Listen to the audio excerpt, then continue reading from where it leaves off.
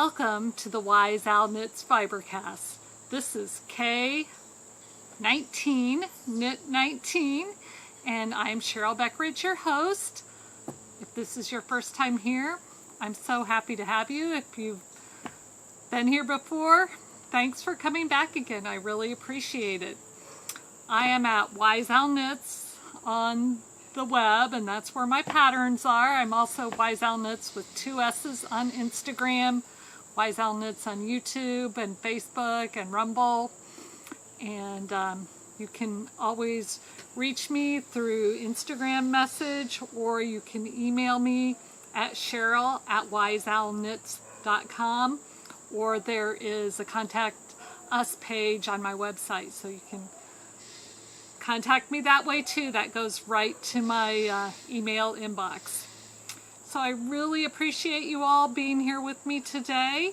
Not quite sure how long this episode will be because I'm not a huge planner of my episodes. I kind of do a quick outline and then I just go. So I'm sorry if I sound kind of scattered a lot of the times, but that's kind of the way I roll most of the time.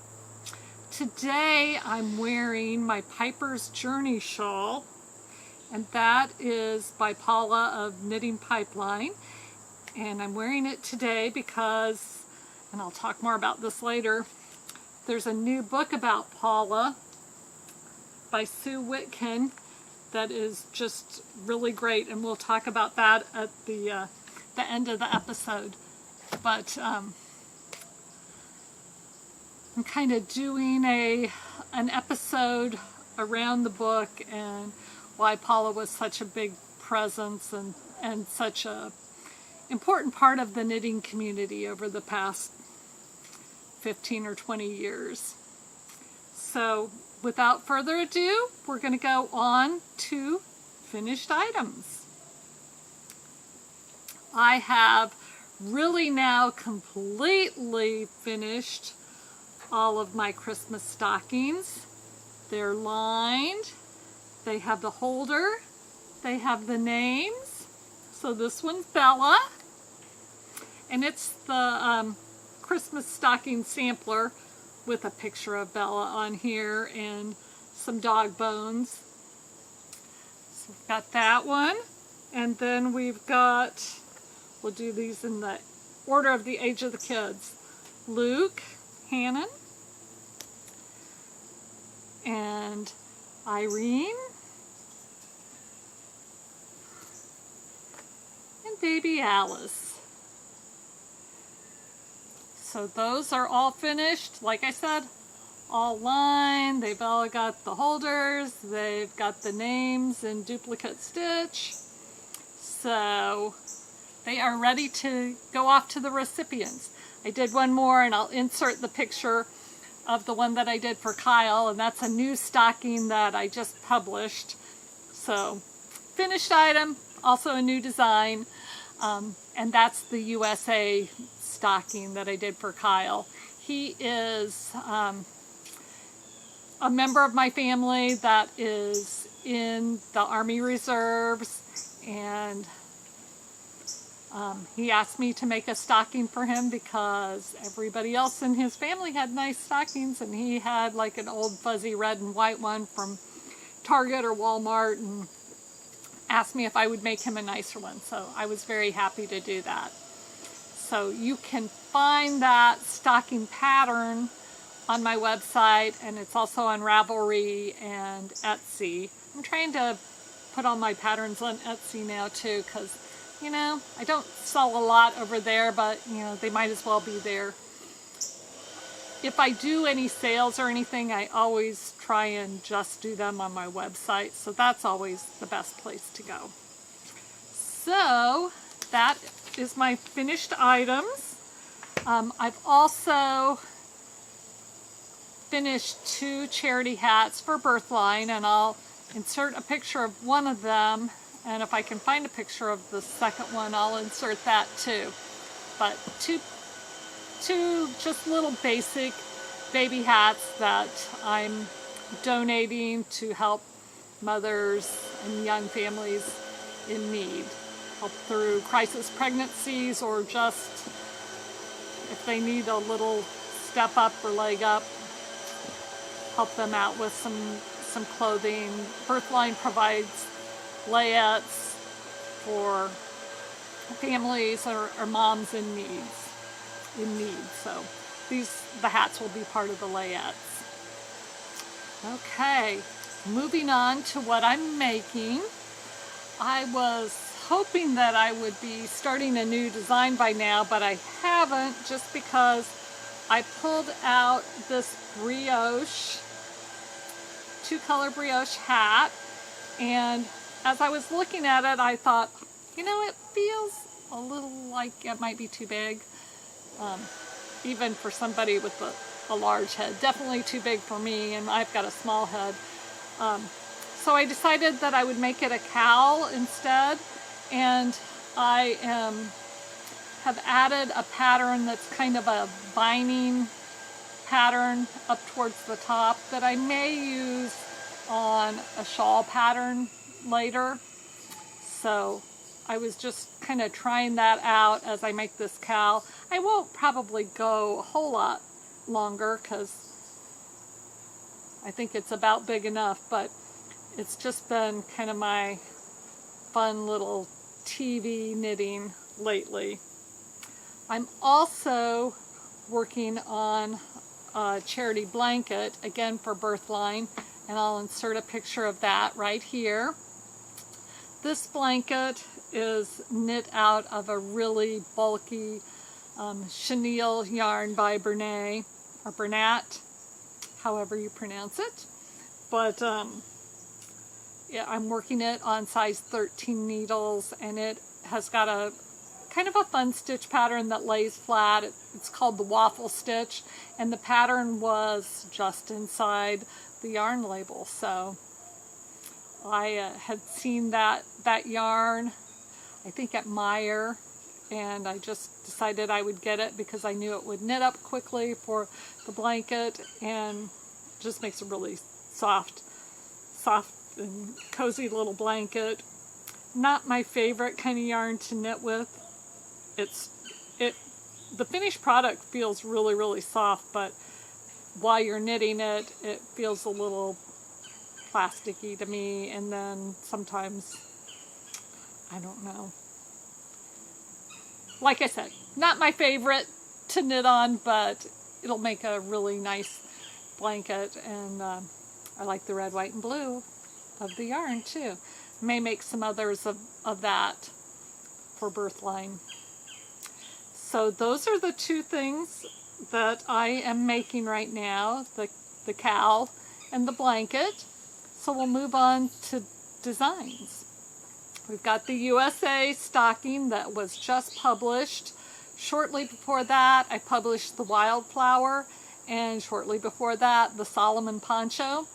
And I am thinking of doing a couple of knit-alongs, not for the Christmas stocking, but one for the Solomon poncho, and I wanted to ask your opinions. That's a big project, so I wanted to do probably a 3-month span.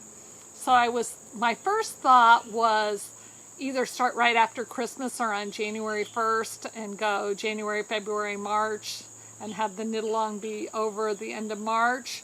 Or would you rather start a little bit earlier, maybe start mid-October or the beginning of November, and then end a little bit earlier while it's still cold outside and you can still wear it? So give me your thoughts on that. That's the Solomon poncho, you know, and I am inserting a picture of that.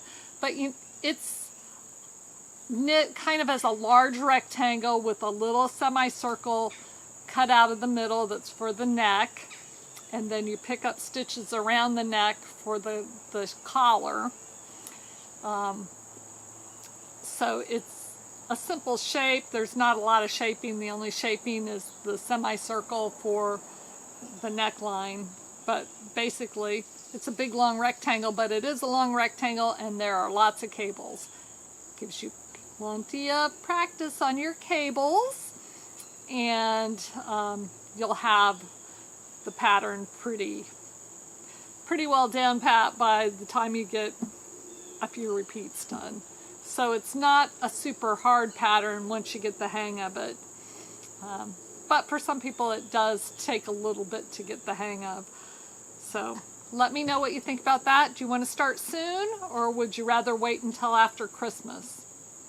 I think it probably depends on if you're planning on doing a lot of Christmas knitting, or if you think you're all set and would rather just knit something for yourself, or make this for someone you love. So let me know what you think about that. And then for the wildflower, I would like to start that probably in March, so that it would be done to wear in the spring and definitely the summer. It's a much quicker pattern. It is in fingering weight yarn. Oh, is it? Yeah, it's in fingering weight yarn. And so definitely wearable in the summer. And I'd like to collaborate with a dyer. I need to, get working on that to come up with some kits for that. And you wouldn't have to get a kit. You could also use minis, use extra sock yarn. It really, really is a fantastic pattern for using your minis, for using your extras. You can use as many colors as you want. You could do it in 2 color if you really wanted to. 3, 4, 5, 6, 7, 8. The sky's kind of the limit on that. So that knit along I have put on the calendar in my mind to begin the beginning of March. So save the date, put that on your radar screen, think about what colors you'd like to use, and you can start gathering yarn, and hopefully I'll get some kind of a kit together or a collaboration with one of my dyer friends to put together some kits. Maybe I'll get more than one dyer to help me with that. So those are the 2 knit-alongs that I'm thinking of. The Solomon poncho. Would you like to start early October or November, or would you prefer to start after Christmas or the beginning of the year? Just let me know what you think on that. Okay, let's move on to the book about Paula. I was lucky enough in 2018 to attend a retreat with Paula that she sponsored, Knitting Pipeline sponsored, and that was in Eagle Crest in Illinois, which is close to the town that she's lived in, Washington, Illinois. It was a small group, maybe 30 or 35 people. I went just by myself, and I was a little intimidated, but I wanted to go by myself because I didn't want to feel like I had to entertain other people if I brought some of my knitter friends along. I tend to be the teacher, and I wanted to be able to not be responsible for anybody else, but just to enjoy myself and immerse myself in the experience. And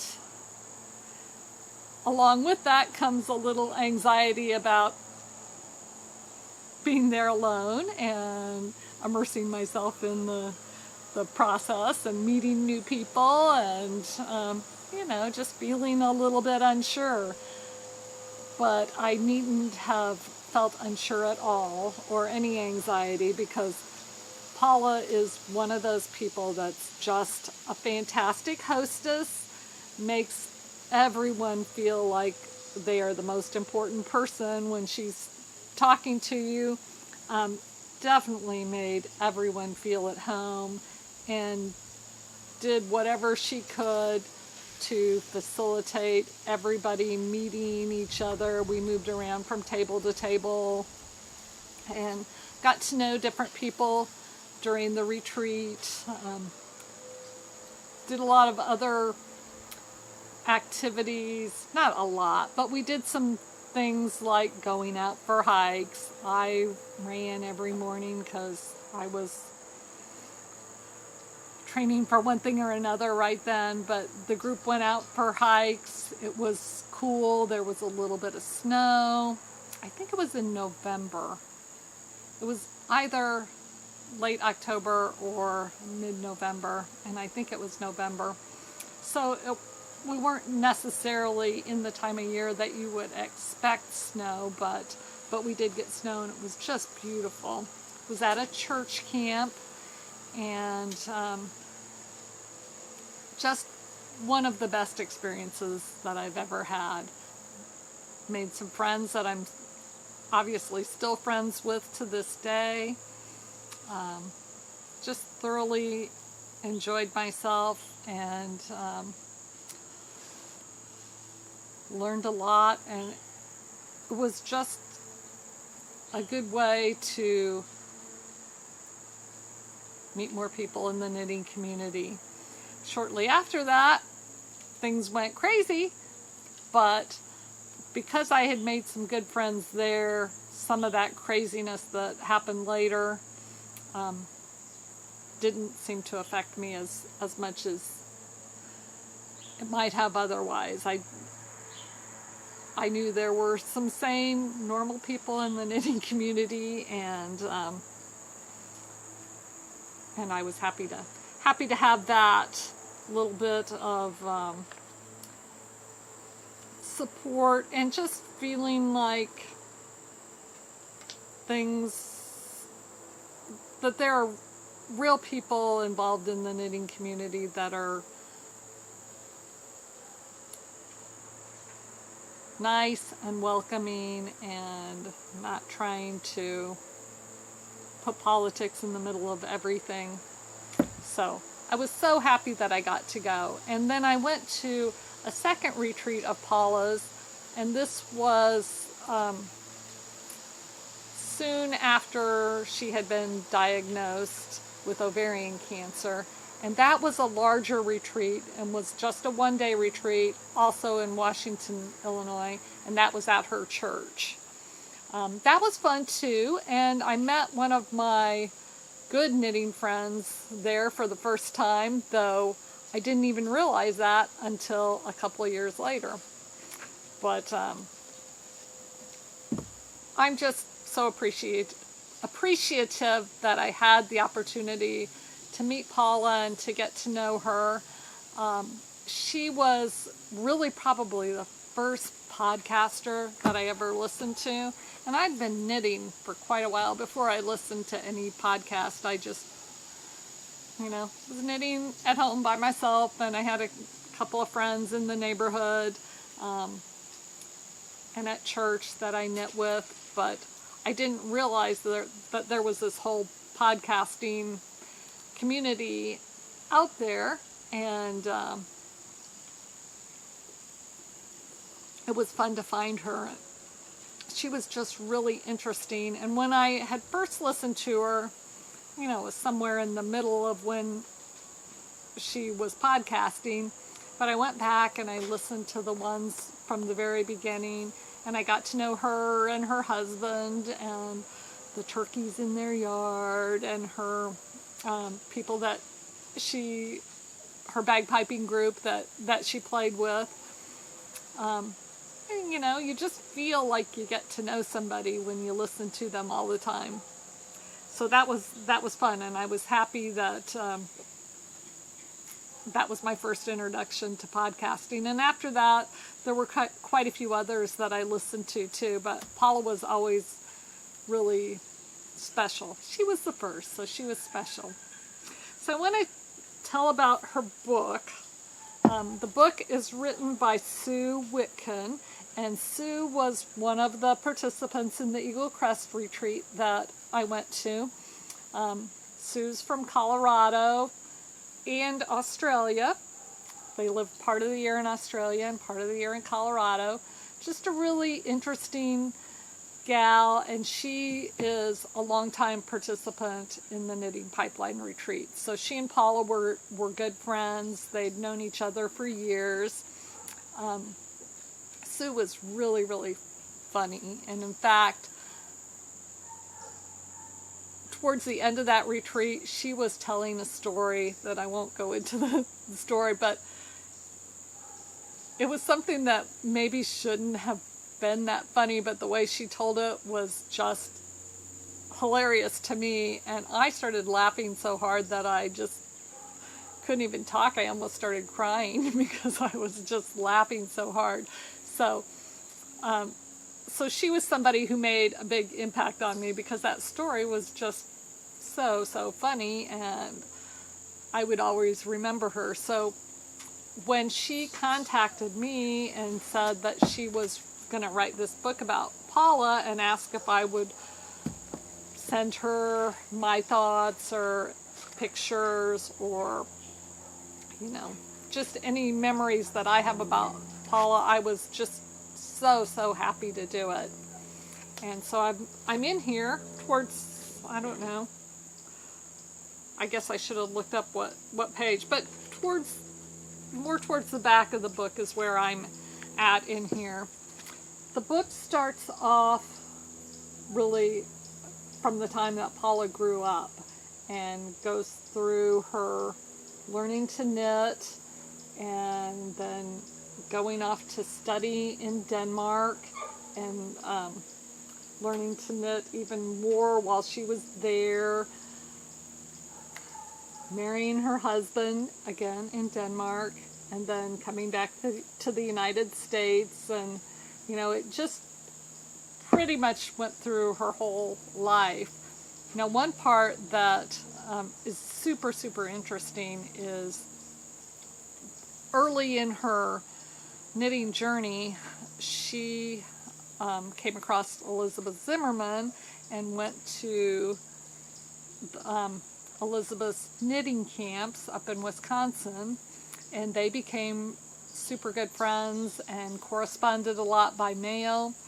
And so there were a lot of the letters that Paula and Elizabeth exchanged that are in here. So interesting. You know, Elizabeth is one of the giants in our industry, and the fact that they had a personal relationship. Elizabeth knitted a sweater for her first child. It's just kind of incredible. But if you can get this book, please do. I'm going to insert the information about how to get a hold of Sue and how to get a copy of the book. Paula is on the front of this book wearing a sweater. That is the Gigi sweater by Devin Ventry. So that kind of brings it full circle that my first retreat was with Paula in Eagle Crest, and now I've been to a Knitting McPurley retreat with Devin, and they've got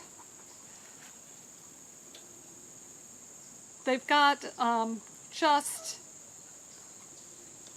a really similar disposition. Like I said, Paula was one of those people that was just the best hostess and made everybody feel like they were important. And I think Devin has that too. So that is just a nice, not really coincidence, but I think it is just kind of a cool thing. There's a picture of the Gigi cardigan and another picture with Devin in here and all kinds of pipeliners. So people that were part of Paula's community and retreat goers all wearing the Gigi cardigan. So just a really cool thing. If you're interested in this bit of knitting history, whether you were a part of it or not, I encourage you to grab yourself a copy of the book. It really was a labor of love for Sue, and she just asked that you message her on Instagram and just send her a message and let her know that you'd like a copy of the book. I can't remember the cost, but I think it's like $43 or $45 with shipping in the United States. But she'll give you that information, and she was just now setting up ways to get paid. So when she sent it to me, she was going to give me a complimentary copy, which was so nice, but I know she did a ton of work on it. So I said, no, I'm happy to pay for it because I really want it. So she sent me the copy of the book, and then I sent her a check. I think she's trying to get Venmo and PayPal set up to make it maybe a little easier to pay her. But, you know, we still can write checks. I still remember how, though you don't do it very much anymore. But if you're interested, check out Sue on Instagram. I'll put her her information in. She's Loop Lover on Instagram. And get a hold of her and get yourself a copy of the book. Thank you so much for listening to my rambling and my incoherent thoughts and my praise of Paula. And now, what I like to think of as her successor, Devin at Knitting McPurley. Thank you so much for watching. I will see you soon. Bye.